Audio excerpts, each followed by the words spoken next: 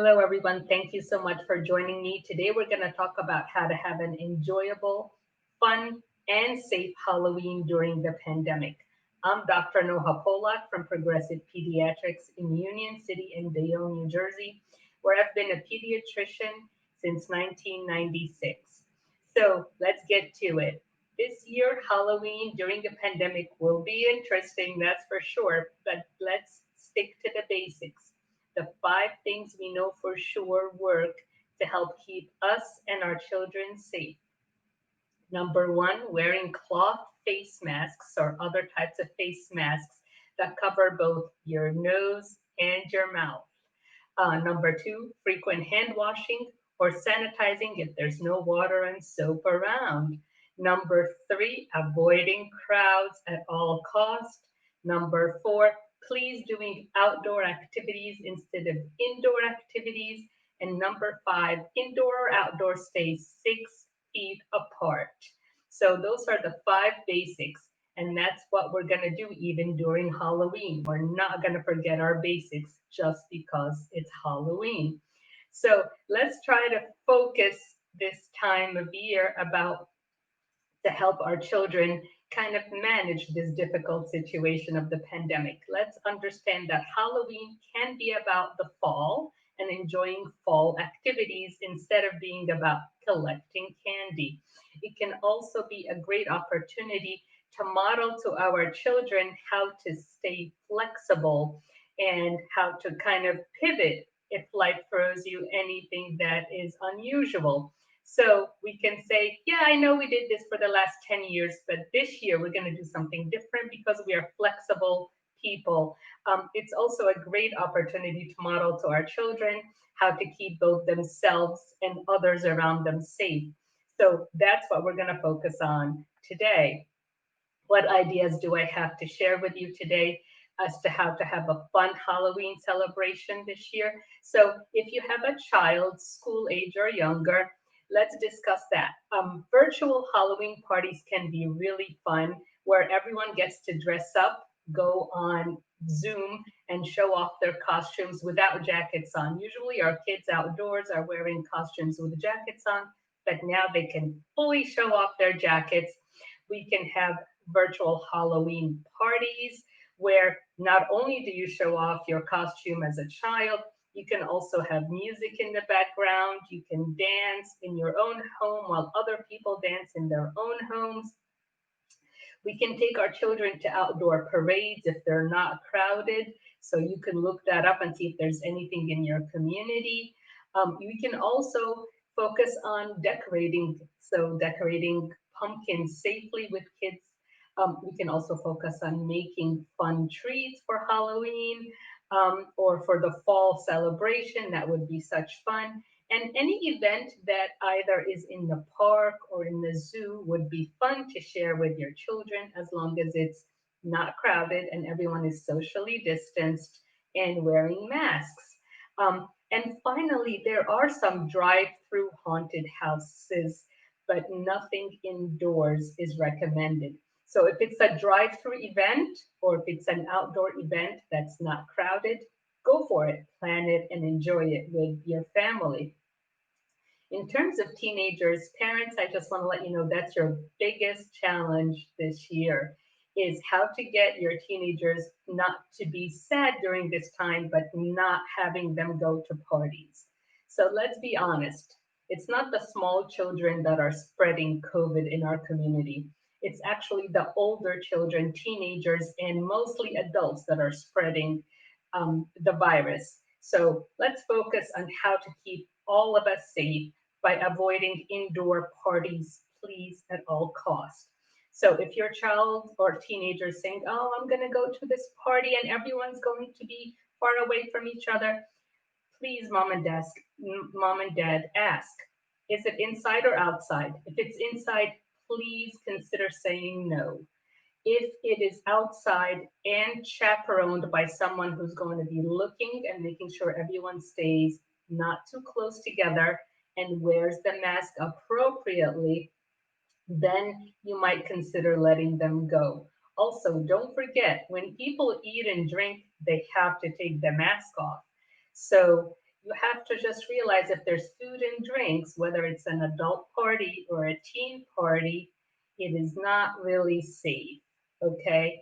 So in New Jersey, we're now in the moderate or yellow zone in terms of the COVID transmission. Our test positivity rate is now above 3%. We cannot say that it's safe for us to be in crowds and certainly not indoors. So let's keep that in mind. So, what can we allow our teens to do? Please, you can allow them to be with a small group of people outdoors only for a limited period of time, 1 to 2 hours. If there is someone around who can tell you that they're not doing anything silly, such as congregating in much larger crowds, or eating and drinking really close to each other if they're not within their own pod group. So we have to really be cognizant of both making our helping our kids be happy at the same time as keeping safe. So it's a really fine balance, mom and dad, and I don't envy anyone who has to make this decision for their teen. But please understand that they do need to socialize. So socializing from afar can also be effective, whether it's outside, whether they have indoor movie parties. So a lot of people are scheduling parties where you have a scary movie on and everyone is on FaceTime or Zoom at the same time. You turn the movie on at the same time and you kind of watch it together at the same time without being in the same household. That's much safer and it can be fun. It could be done, from the safety of your own home, but you could still socialize and laugh and enjoy having that togetherness virtually. So in terms of besides movie nights, what else can you offer them? Outdoor activities are safe if they want to go trick or treating and it's allowed in your community. You would please ask them not to touch any bowls with candy in it. So this Halloween, what we want to do differently is not go inside, not have any bowls with candy in it. So if you'd like to either hand out treats to children and teens or have your teens go trick or treating, please don't let them go inside buildings for trick or treating. It must only be outside, number one. Number two, don't let them touch any bowls. And mom and dad, if you're going to put out treats, put them in separate bags where a child can touch only one bag, not anything else, so that we don't transmit anything else, any viruses from one child to another. Um, and so I just want to end by saying, please avoid indoor haunted houses, indoor parties where people are eating and drinking, and avoid candy bowls or treat bowls. Have things separate in separate bags. Lastly, I want to let you know that a lot of people like to paint their face for Halloween. And I just want to remind you that face paint can have certain heavy metals in it, such as lead, mercury, etc. So please read the ingredients carefully. Now, a lot of face paint doesn't say lead in the ingredient list, but there are things that can be hiding lead in it, such as coal, KOHL, which has lead in it.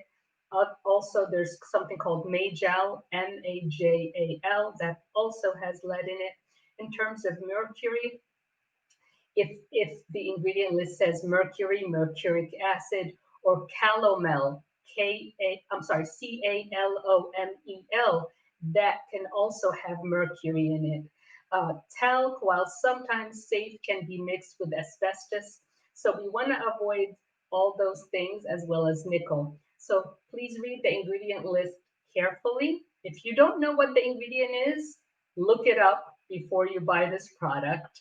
And if your child has sensitive skin, like most children, you want to try a small amount of the paint on their feet. And if they're not allergic to it, a day or two later, then you can try it on their face so that we don't have allergic reactions on our children's faces.